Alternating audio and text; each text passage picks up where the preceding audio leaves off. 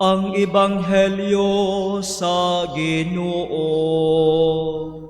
Dayon ikaw, O Kristo.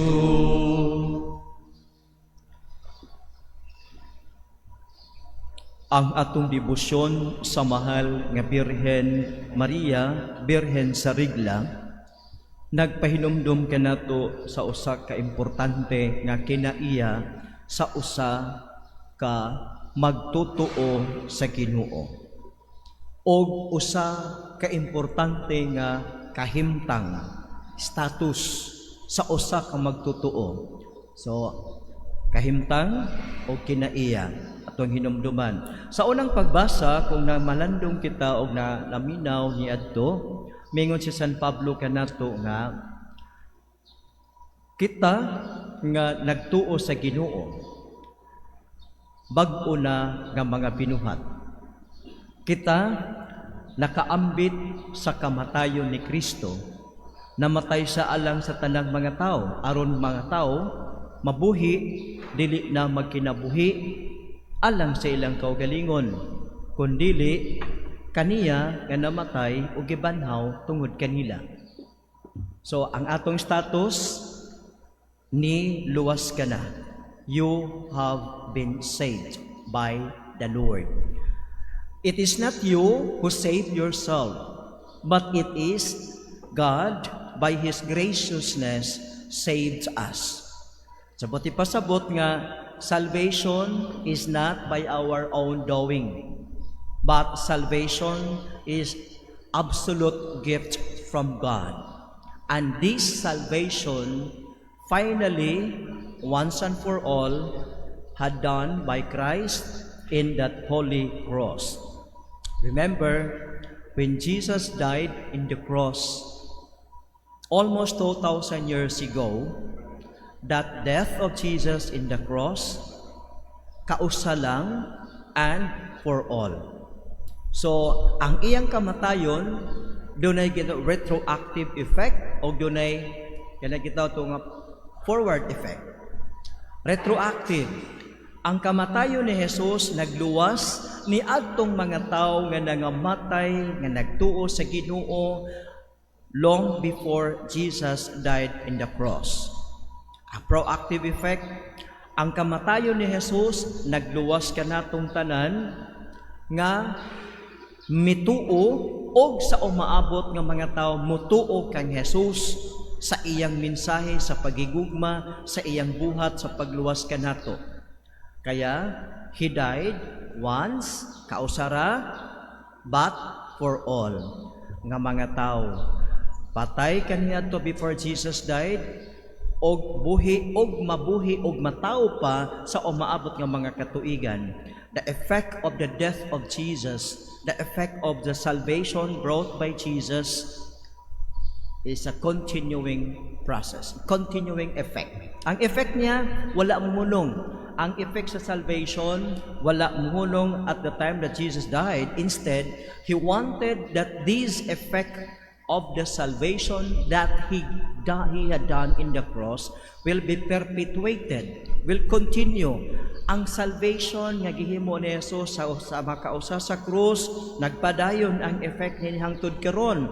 Mo na whenever we celebrate the Holy Eucharist, we perpetuate the salvific event, the salvific act of Jesus in the cross. Whenever we celebrate the Eucharist, the salvation is going on. Padayon siya. Kung mao kini mga kaigsuonan, hinumduman nato ang atong status. Ikaw ug ako nga gipakamatyan sa Ginoo, nakaambit sa iyang kamatayon, og kita dili na magkinabuhi alang sa atong kaugalingon, kundili magkinabuhi kita alang kaniya nga namatay ug gibanhaw tungod kanato. Buti pasabot nga ang imong life, ang akong life, gilukat na tas Ginoo. O kay gilukat na tas Ginoo, we are owned by Jesus. And since we are owned by Jesus, our life, atong gamiton, atong puy-an, sumala sa kabubuton sa naglukat nimo. Parehas gud anang pananglitan mo palit ka og appliances. Kisa may magbubuot sa paggamit, unsaon paggamit ang appliances nimo, ang tao nga nagpalit nimo, siya magbuot asa ka ibutang, asa ibutang ang appliances, siya magbuot kung unsa siyang oras sa gamiton niyang appliances, mao na siya. Sabot ipasabot ka nato nga ang status nato naluwas na. We have been saved by the death of Jesus in the cross. Therefore, ang dunay rightful right alam nato is Jesus. Mao bitaw nga si Jesus mao ang gitawag nato the rule of life for all believers. Mao na nga we are called followers of Christ. Christians, mga Kristiyanos, buti pasabot, followers of Christ. We follow the will of Christ, we follow His rules, we follow His commandments for us. Dili kaya ang atong kaugalingon mo'y atong sundon. Kundili ang sundon, ang kabubuton sa nagluwas nato, o usaray iyang gitugon nato. Gospel of John, chapter 15. Sa iyang gisugo nato, kini mao ang akong sugo. Paghigugma ay kamo, ingon nga ako nahigugma kaninyo. So mao na atong puy-an kay kita man tanan ang atong status niluwas ta. Kung giluwas ka, dunay nagluwas nimo. Og ang nagluwas nimo maunay dunay rightful authority over you. Ug mao na nga matawag na sa tong kaugalingon Kristiyanos. Buti pasabot, we are followers of Christ. Therefore, if we are followers of Christ, then we will follow Christ, not our own will. Mabitaw nga gituluan ta sa atong Ginoo sa pag-ampo. Amahan namo, thy will be done on earth as it is in heaven. We are never taught by Jesus that my will be done on earth and yours in heaven. Ang pagkabubuton sa Ginoo sundon dinhi sa yuta, ingon nga kini gisunod dito sa langit. So, remember our status. Kinsa ka? Iya kas Ginoo. O sa imong kinabuhi alang sa Ginoo. Mao na nga moingon si St. Paul sa iyang sulat sa taga-Roma, chapter 8. Ingon siya nga, buhi o patay, iya kitas Ginoo. Walay makapahimulag ka nato sa gugma sa Ginoo. Kay giluwas na tas Ginoo, naakita kaniya, walay bisan unsa nga mga makapahimulag kanimo. God will never push you away. God will never reject you. It is you who may reject God. So tatanaw na to nga dako kayo ang paglaom sa matag usa nga bisan di ay kita mga makasasala, bisan kita everyday we fall into sin, but we have the greatest hope in us that God never reject me even if multiple times I sin every day, because this God loves me and His love is forever, eternal, without ceasing. He loves me. But I, who is loved by God, I can say no to God. But God cannot say no to us. Remember nga, when we were sinners, He sent Jesus to die for us. Because God cannot say no to humanity. Because the glory of God is to see human fully alive. So kumao ni, because God cannot say no to us, and He cannot reject us, because His love is greater than our sins. He saves us through the death of His own beloved Son. But we who are saved by Jesus can say no to the love of God. Mao na nga adunay mga tao nga makita nato ang ilang kinabuhi, they live their lives according to what they want and how they want it lived. They live their life as if they are the owner of their own lives. But God cannot reject us. It is us who may reject God by our own way of life. So ang atong first reading karon, nagpahinumdom nato, sino ka sa harap ng Diyos? Ikaw ay tinubos na ng Diyos. Ikaw ay sa Diyos. Ikaw ay para sa Kanya, para ang buhay mo at ang buhay ko ay para lamang kay Kristo. So ikaw ug ako, ang kinabuhi nato para kang Kristo. O sa atong hinumduman nga, whatever acts nga atong nabuhat nga musukwahi sa kabubuton sa Ginoo, then we should repent and we should return to the love of God that is always available, His mercy and forgiveness in the sacrament of confession, sacrament of reconciliation, where everybody finds forgiveness. Karon atong tan-awon nga sa ikaduha atong pamalandungan kining sa atong ebanghelyo. Atong ebanghelyo nag-ingon nga kaniadto sa karaang kasabutan giingon nga kung manumpa gani ka, ayaw gayud pakyasa ang imong panaad. Unya, sa imong buhaton, tumanon mo gayud ang imong gipanumpa sa Ginoo nga imong buhaton. Mao nay kasagaran nga ato nga we promise nagamiton pa nato ngalan sa Ginoo nga fix man napay Ginoo mamatay pa ka. Ako lagi tumanon lagi na akong promise yan kipag ana-ana no. Promise na manguros pa kita sa kanang tutong dinhi nga kabantay mo sa una kanang expression nga sige na promise no mamatay pa ko nya una pay God na ingana ba ito mga expression sa una pero pagkahuman o sa pipila ka adlaw oy promise is made to be broken. Ang gospel nato karon nagpahinumdom nga kung doon na kay saad tumana. Kung ikaw nangutang, ni saad ka mo bayad, sa sunod, bayri pod. Ayaw pagkalimot-limot ba na dito, mao na nga, naingon nga, saman ka nang, nakalimot na kasi imong utang nako. Naingon nga, wa man kun makalimot mari sa akong utang, pero sige lang mari, mga lugwayi pag pipila ka buwan, kaya basig makalimot na ko. O maoron, di na, wag yung kay huna-huna nga mobayad ba, na promise sa baka nga mobayad, bayri pod. O na, gipalaw man pag yun as Ginoo, tingin sa nga, kung kuan gani, mo manumpa ka, ayaw panumpa sa langit, ayaw panumpa sa yuta, ayaw panumpa sa Jerusalem, ayaw panumpa sa ngalan sa Ginoo. Nga naman, ing na lamang, nga, oo o dili. Oo o dili. So, ang kita promise ta, dagang pang kita mga mapabalak-balak ng mga words na kay aron gyud ma-convince nato na sila hangtod sa atong pagbalak-balak og mga words wala na nakabantay nga nay mga words ito nga wa nato o dili nato matuman. So mga igsoon gipainumduman ta.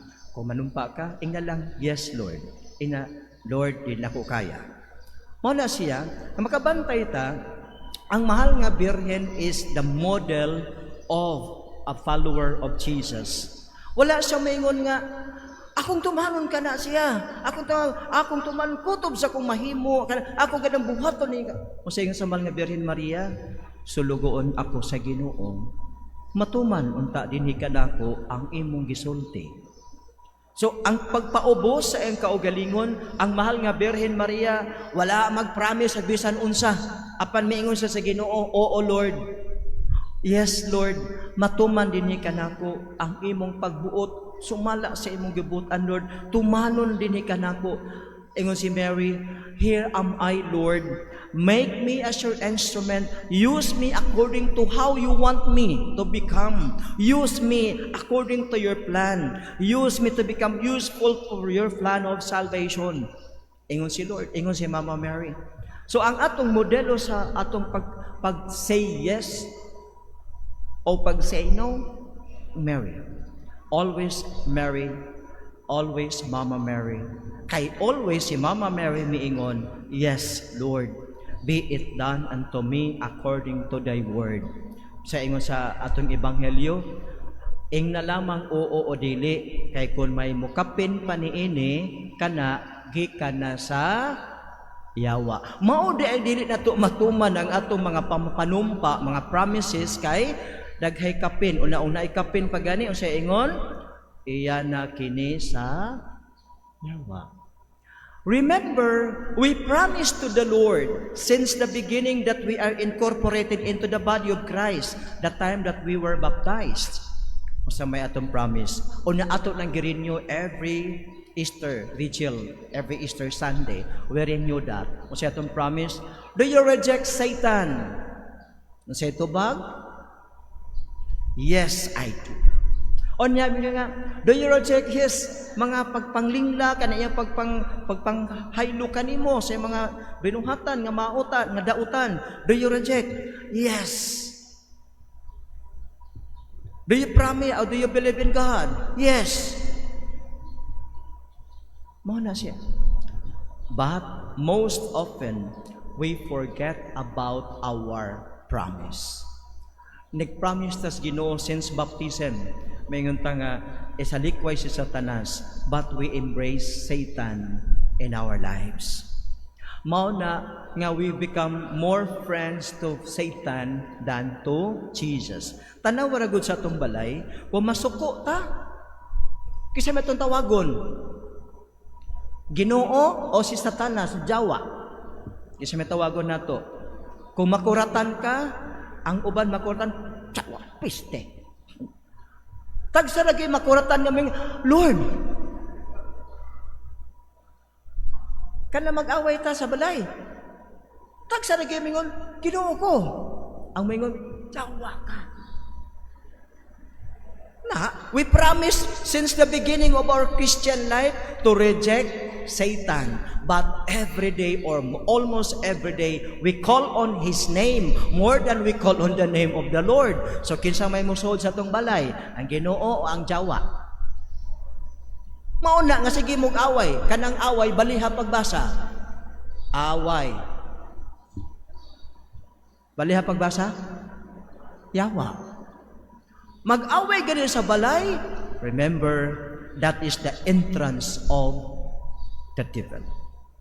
Mag-away ganun sa balay. Entrance na sa yawa. So, kisa itong mga palaaway, halahan sa apnang kamot. O, mga palaaway, karon nakarealize ta nga kana dayang away is the entrance of na gusod mo pasudlo ninyo si una nagpromise ta sa atong bunyag to reject Satan. Unya atong pasudlon ang kisay nagpuyo sa atong balay. Mao na daghang na poses nga mga balay karon infested. Unya ang atong kinabuhi infested, ang atong kinabuhi pod possessed. Kisay nagpossess. Mo na ang imong naong murag awa, kamo na nagsuot na, murag, mo na tanaw na to ba nga, ang Kristiyanos, remember, our status, giluwas na tas Ginoo. Ang atong kinaiya, sunod sa Ginoo. Unsay imong gi-promise ni Lord, buhata. Na bitaw mangumpisal ba, ay saba kay manaway ta. Mangumpisal, Father, ganyan ko, naay ko, naba kay gipanumpa sa gisaad sa Ginoo nga wa pa nimo nabuhat. Yes, Father. Pila nakatuig, dugay-dugay na Father, abi nimo, ikaw rin nakalimot ang Ginoo, makalimot o sa imong gisaad. Do and fulfill your promise to the Lord. If you promise to the Lord something, do it. Kay ikaw rin makalimot, ang Ginoo wa gyud makalimot. Until now, God is waiting for you to fulfill what you have promised to the Lord. Remember, mag-promise ganito ni Lord, fulfill it. Fulfill, because the Lord never forget your promise. Ikaw, makalimot. Kung siya tawag sa kanang sigig kalimot sa promise na tos Ginoo,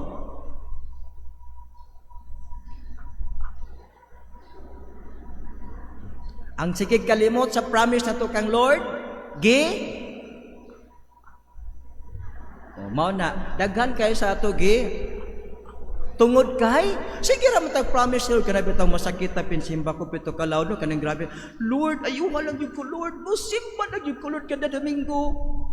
Giayon si Ginoo. Sus, simba tod siya usa ka Domingo, duha ka Domingo, pag ikatulong nga Domingo, tuwa naman sa simba sa sabungan. Tuwa naman ito sa simba sa beach resort, wa na makatuod simbahan niya. Fulfill your promise. The Lord never forgets what you promise. It's you who forget what you promise. So, duha ka butang tang hinumduman na status nimo niluwas na ka. Imong kinabuhi for the Lord na, dili na for the world, for the Lord. Unya, ang imong kinaiya must be obedient paningkamot pagsunod sa kabubuton sa Dios sama sa mahal nga Birhen Maria atong patrona. Manindog itang tanan ug atong karon nga ipadangat sa Dios ang atong mga pangaliya.